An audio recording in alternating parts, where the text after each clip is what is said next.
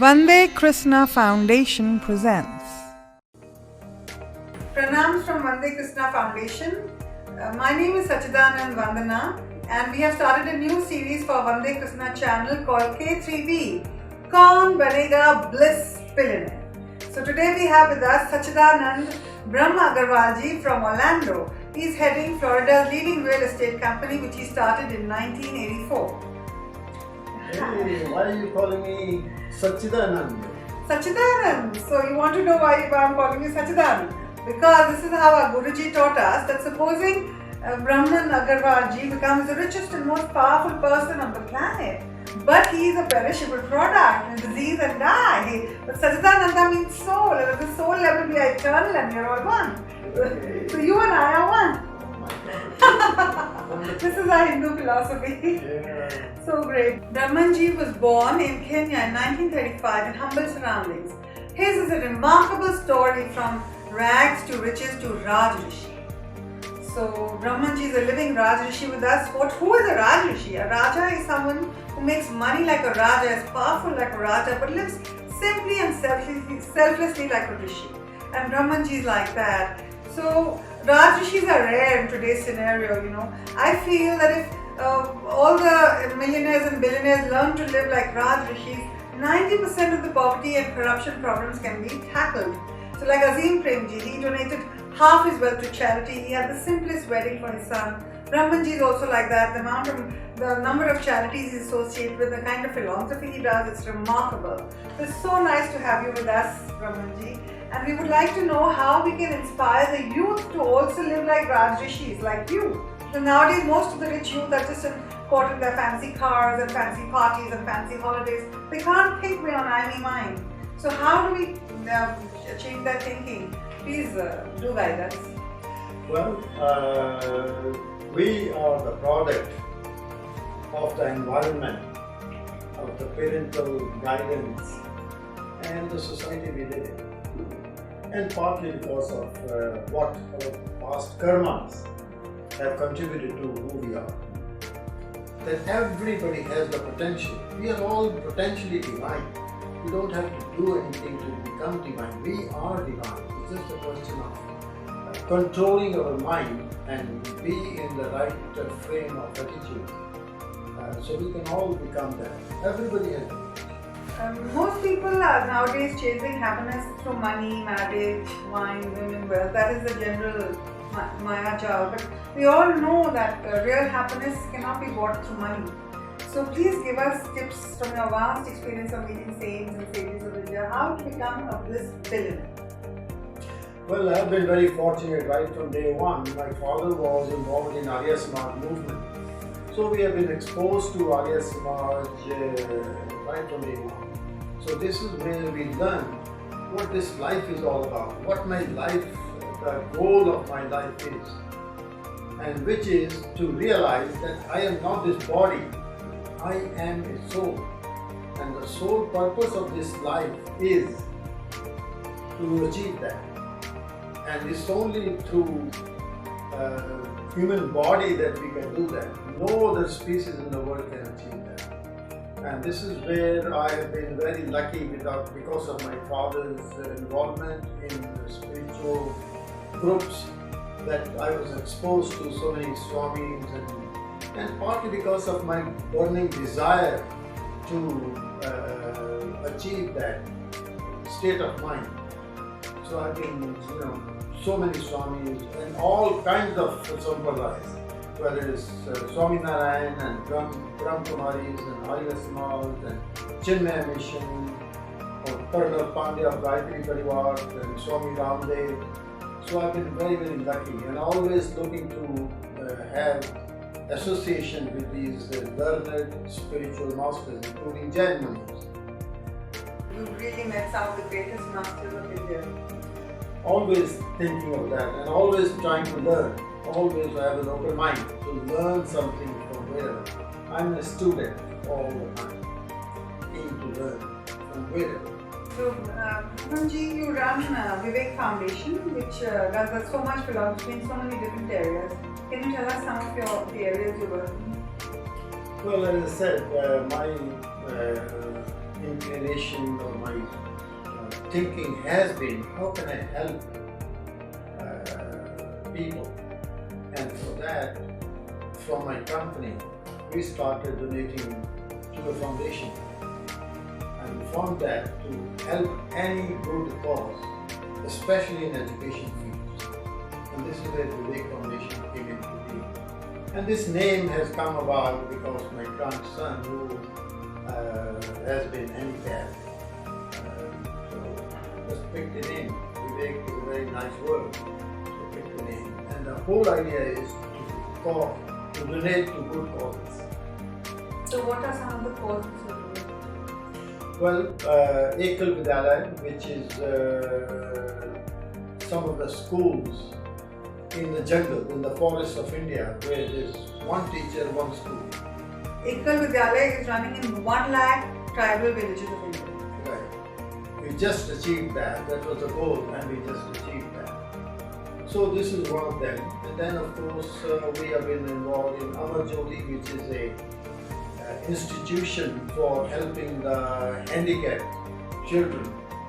Then we were involved with Swami Ramdev, who wants to set up a yoga center, big yoga center in USA. So we bought 90 acres of land for that purpose. Then we were involved with Radhagiri Tamra, we also call her Didima, where she is taking care of the abandoned children, and she brings them up in a family atmosphere. So in that they also have a project in which about 150 handicapped children are being taken care of. Then there is another school there for poor people. So it's a free education for those poor people. There are about 1,000 children in that school. And then of course we have other projects like Seeds of Peace, and we also from the Hindu University of America with that. So the sole emphasis is mainly on education. Vidya Bharati, for example, also. That's another project. Vidya Bharati is has more than 13,000 schools for poor children pan-India. So Brahmanji donates a lot of time and money there too. And Seeds of Peace is an organization working to promote peace between Israel and Palestine. Can you tell us more about Seeds of Peace, please? Seeds of Peace, one couple came up with the idea, this conflict has been going on between Israel and Palestine. So how do you take care of that? So a couple came up with an idea that if we get some youngsters from Israel and Palestine and put them together in a camp for 3 weeks, so they'll become friends and get to know each other, and then also learn from each other what are the conflicts, what are the issues involved. And I have attended that camp in which these kids, when they came together, they were at each other's throat, but eventually they became friends. And we are hoping that one day more of these kids will eventually become quite powerful in their own countries and take care of the issues between them. And now they are going out to get kids from other countries like India and Pakistan as well. When kids from India and Pakistan came together and they said, oh my God, Indians are speaking the same language, eating the same food and same sort of culture. They were so surprised because in Pakistan they were brainwashed, conditioned to think that India is anti-Pakistan and things like that. So they discovered there's nothing like that. So they became friends, and we are hoping that as time goes on, more and more people from India, Pakistan, Israel and Palestine become friends, things will change. And you also visited Pakistan to initiate a peace dialogue. Yeah, 3 Hindus and 3 Muslims came up with an idea. Okay, why is Pakistan and India wasting so much money in Kashmir? So many people have died over the years. So the idea was to talk to them and see if they can live happily without worrying about Kashmir billions of dollars are being spent by both the countries. So we went to Pakistan and we visited the Foreign Office, the several agencies, and in fact we met the Foreign Minister of Pakistan also. And there was a seminar in the Lahore Law College in which 500 law students were there. And there were Maulvis and there were people from Kashmir, and there were 2 children of Ziaul Haq. So we were able to converse with these students who, in fact I addressed them when I taught. I addressed them with Namaste, and I told them that this means I bow down to the divinity within you, which means that you are divine and not this body. Body, as we all know, is made of food and water. And I also told them that look, we think the whole world is one big family. And I also told them, look, Mohenjo-daro is in your country, which means that your country civilization is 5,000 years old. So our culture is the same.